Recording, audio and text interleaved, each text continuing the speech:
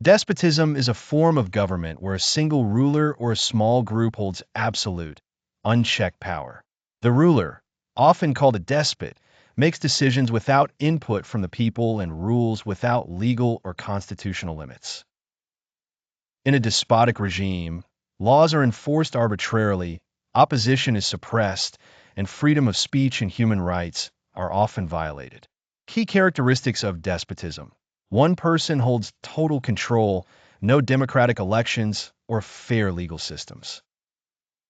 Political opponents are silenced or punished.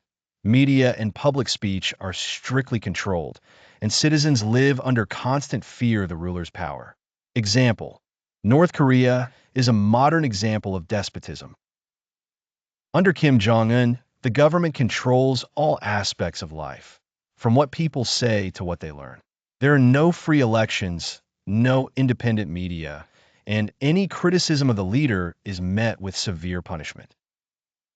Power is inherited and passed down through the ruling family, and the people have little to no voice in how they are governed.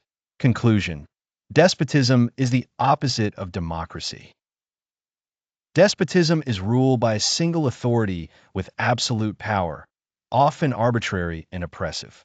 Dictatorship is also absolute rule by one leader, but usually established through force or political control. Both suppress freedoms, but dictatorship often has a political or military basis. It concentrates power in the hands of one person or a few, often at the cost of basic human freedoms.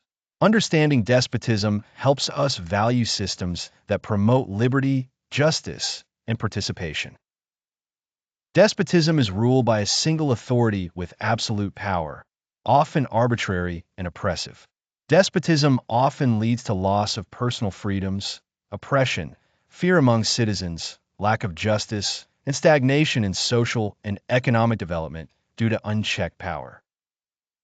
While generally viewed negatively, despotism can have certain short-term benefits in specific contexts. 1. Quick decision-making. A single ruler can act swiftly without delays from debate or opposition. 2. Stability. In times of crisis, strong centralized control can prevent chaos. 3. Efficiency. Government policies and reforms can be implemented without resistance. 4. Unified vision. Long-term projects or goals can be pursued without political interruptions. However, these benefits often come at the cost of individual rights and long-term societal health.